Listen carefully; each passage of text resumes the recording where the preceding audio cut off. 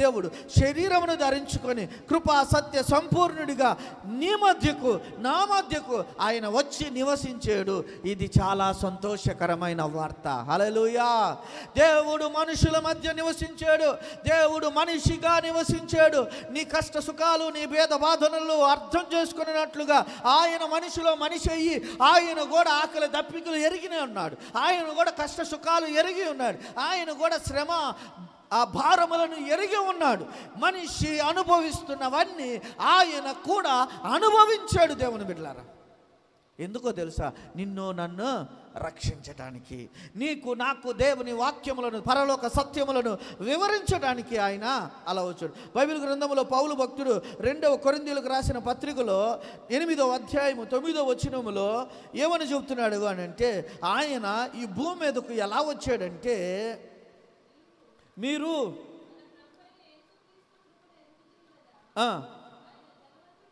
ఆయన ధనవంతుడయ్యుండి మీరు తన దారిద్ర్యము వలన ధనవంతులు కావాలనని మీ నిమిత్తము ఆయన దరిద్రుడాయను. ఎంత చక్కనైన మాటలు దేవుని బిడ్డలారా. నీవు నేను దరిద్రులుగా ఉన్నాం, నీవు నేను పేదవారిగా ఉన్నాం, నీవు నేను దేవుని ఆశీర్వాదాలను కోల్పోయిన వారిగా ఉన్నాం.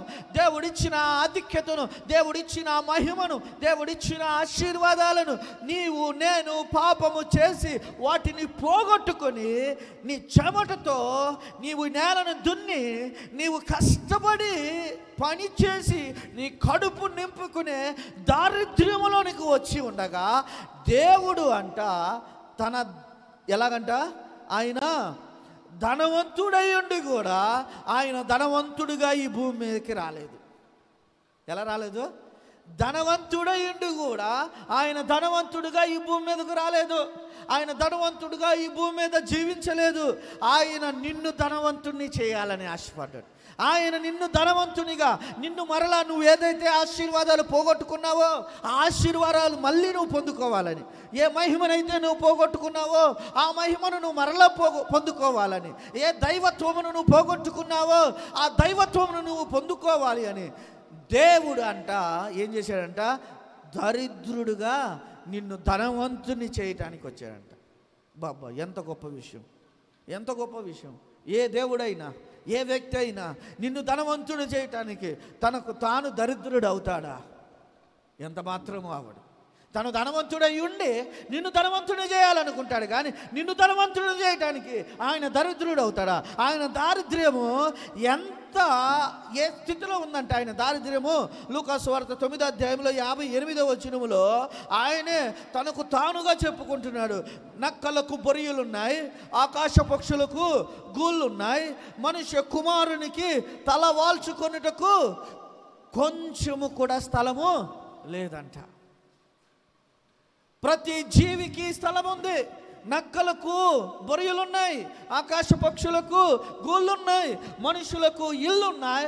అన్నిటికీ అవి విశ్రమించడానికి, తలవాల్చుకోవటానికి స్థలం ఉంది. కానీ మనుష్య కుమారునికి తలవాల్చుకోవటానికి 6 అడుగుల భూమి కూడా ఆయన పేరట లేదు. అంత దారిద్ర్యము ఆయన అనుభవించాడు. అంత దరిద్రుడిగా, అంత దారిద్ర్యములో, అంత పేదవాడిగా నీ కోసం నా కోసం ఆయన ఈ భూమి మీదకు వచ్చింది. నిన్ను ధనవంతుని చేయాలి అనే మాట నీకు ఆనందమును కలిగించదా? నీకు సంతోషమును కలిగించదా? ఎంత గొప్ప విషయం, ఎంత గొప్ప విషయం. చివరికి ఒక మాట ఏంటి అని అంటే, 1 పేతురు పత్రికలో 2వ అధ్యాయములో 24వ వచనము ఒకసారి చదివితే ఇక్కడ ఒక చాలా శ్రేష్టమైన మాట వ్రాయబడుతుంది. చదువుతారా? 1 పేతురు పత్రిక 2వ అధ్యాయము 24వ వచనం. మనము పాపముల విషయమై చనిపోయి నీతి విషయమై జీవించున్నట్లు ఆయన తానే తన శరీరమందు మన పాపములను మ్రాను మీద మోసుకొనెను. ఆయన పొందిన గాయముల చేత మీరు స్వస్థత నొందితిరి. యేసు ప్రభు ఈ భూమి మీదకి దరిద్రుడిగా, యేసు ప్రభు ఈ భూమి మీదకు మనుషుని పోలికగా ఆయన పుట్టడానికి గల కారణం ఏంటి అంటే నిన్ను ధనవంతుడిగా చేయటం మాత్రమే కాదు, నీవు నేను పాప విషయంలో చచ్చిపోవాలి. ఏ పాపమైతే దేవునికి నిన్ను నన్ను దూరం చేసిందో, ఏ పాపములో నీవు నేను బ్రతుకుతున్నామో, ఏ చీకటిలో, ఏ అంధకారములో, ఏ మరణ ఛాయల్లో నీ జీవితము నా జీవితము ఉన్నదో, దేవుని బిడ్డలారా, ఆ పాప జీవితము చచ్చిపోవాలి. ఆ పాప జీవితము చచ్చిపోయి నీతిగా, న్యాయముగా, యథార్థవంతుడుగా నీవు నేను జీవించినట్లుగా యేసుక్రీస్తు ప్రభువారు నీ పాపాలను నా పాపాలను మోసాడండి. సిలువ మీద నీవు చేసిన పాపాలు, నేను చేసిన పాపాలు ఆయన మోసాడు. ఆయన సిలువ మీద నీ పాపములు మోయటం మాత్రమే కాదు, సిలువలో ఆయన తనకు తానుగా తన ప్రాణములను అర్పించాడు. ఆయన ప్రాణత్యాగం చేసింది నిన్ను ధనవంతుడిని చేయటం మాత్రమే కాదు, నీ రోగాన్ని స్వస్థపరచడం మాత్రమే కాదు, నీవు పాప విషయంలో నిన్ను చంపి, పాప విషయంలో నువ్వు చచ్చిపోయి నీతి విషయంలో నువ్వు జీవించినట్లుగా దేవుడు చేయటానికి ఆయన మరి ఇంత సత్యమైన, ఇంత గొప్ప విలువైన జీవితము దేవుడు ఇవ్వటానికి ఆయన భూమి మీదకి వస్తే మానవునికి ఎందుకు ఆనందం కలగదు? నువ్వు ధనవంతుడుగా మారుతున్నావు అని అంటే ఆనందం ఎందుకు కలగదు? ఆయన గాయాలలో నీకు స్వస్థత కలుగుతుంది, నీవు ఆరోగ్యముతో ఉంటున్నావు అని అంటే మానవునికి ఎందుకు సంతోషం కలగట్లేదు?